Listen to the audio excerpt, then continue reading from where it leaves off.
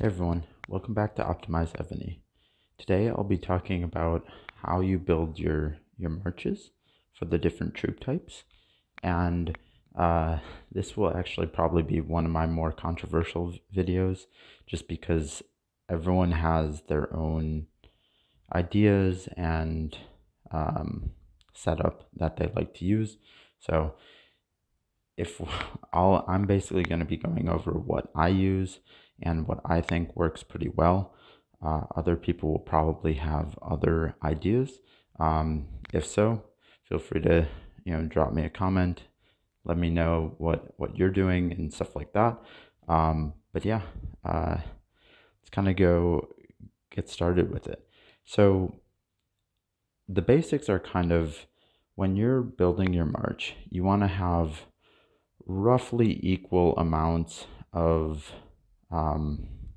T14s, T13s, and T12s, and then kind of basically fill in your march with some other, I do T11s and T10s, and going down a little bit in terms of layers, just so that you can last a little bit longer if you're using like a senior march, and you're not 20 billion power, which I'm assuming most of you aren't. You're not going to have very many marches that you can kind of attack and lose with if you don't use some of those lower layers.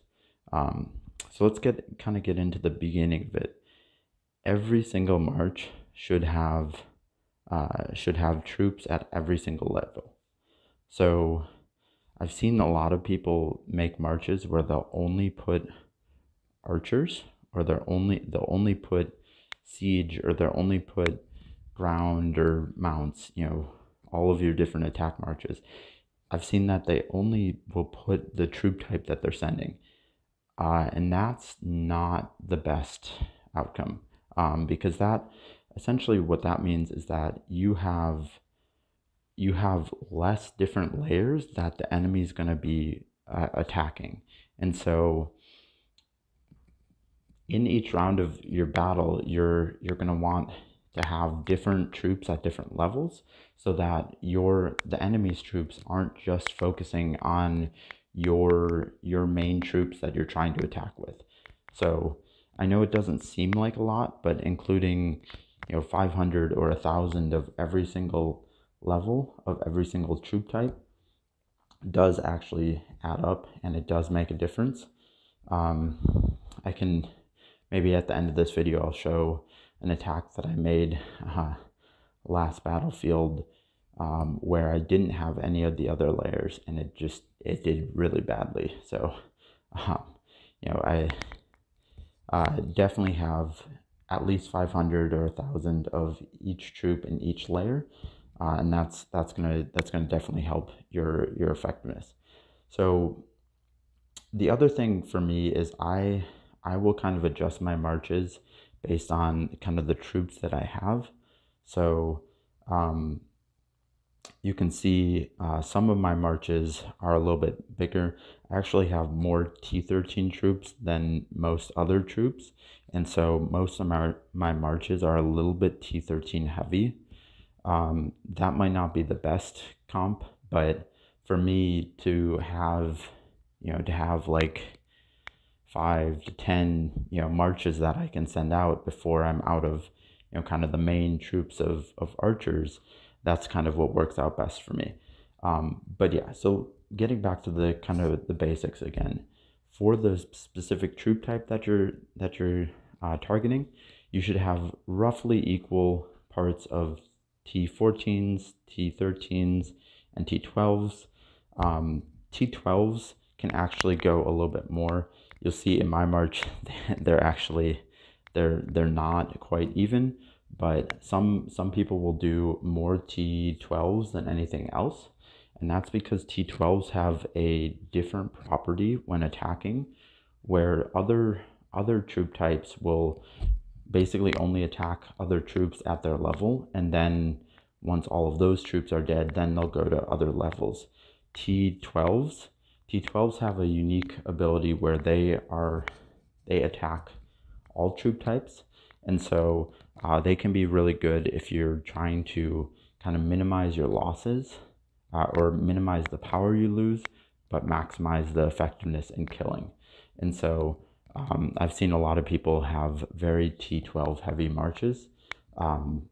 My march just isn't set up that way right now. I'll probably tweak it a little bit and add some more because I built some more T12s recently, so now I have enough to be able to effectively do that. And then there's a little bit of differences based on what the march type is. So for mounts, I go a little bit heavier on like the top tier. This is a little bit too heavy. I should have more T12s. I probably want to be sitting around like 700k T12s here.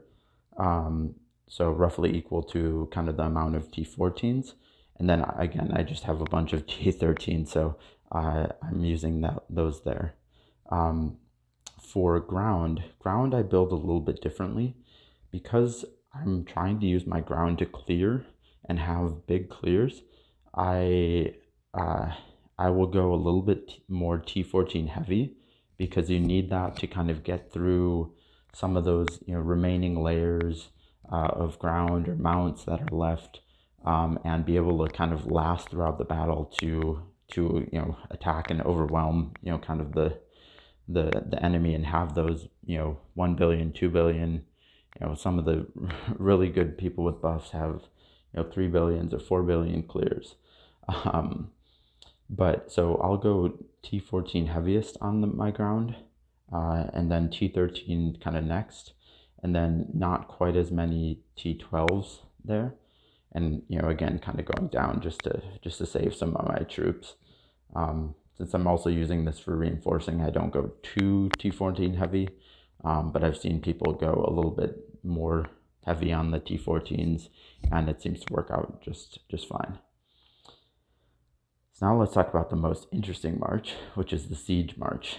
The siege march, I have mine kind of configured for T11 siege, and so really for T11 siege, you still want 100 of each troop type. You can go 1, 1,000, whatever you want, just some small number of every layer.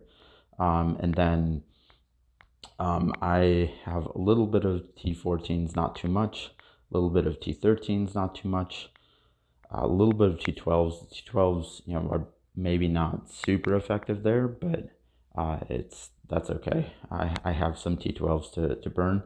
And then basically all the remaining troops are T11s. So basically the way that I do my march is, for siege, I'll do 100 of everything, do a little bit of kind of the different siege layers, and then just slide the scroller on T11 until it reaches the maximum, because T11 is going to be your main, for small siege is going to be your main troop type.